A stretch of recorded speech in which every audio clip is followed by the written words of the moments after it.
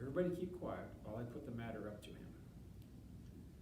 The rat entered the barn the way he always did, creaking along close to the wall. What's up? He asked, seeing the animals assembled. We're holding a director's meeting, replied the old sheep. Well, break it up, said Templeton. Meetings bore me.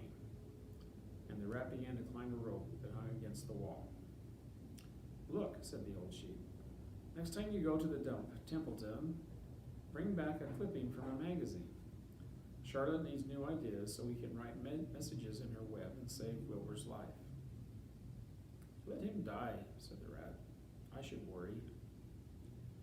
You'll worry all right when next winter comes, said the sheep. You'll worry all right on a 0 morning next January when Wilbur is dead and nobody comes down here with a nice pail of warm slops to pour into the trough. Wilbur's leftover food is your chief source of supply, Templeton. You know that. Wilbur's food is your food. Therefore, Wilbur's destiny and your destiny are closely linked. If Wilbur is killed and his trough stands empty day after day, you'll grow so thin we can look right through your stomach and see objects on the other side. Templeton's whiskers quivered. Maybe you're right, he said gruffly. I'm making a trip to the dump tomorrow afternoon. I'll bring back a magazine clipping if I can find one.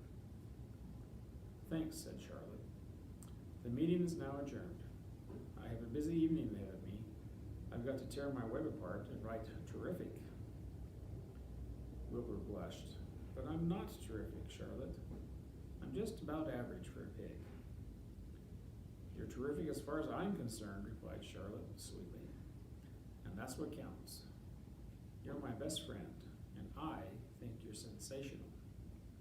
Now stop arguing and go get some sleep.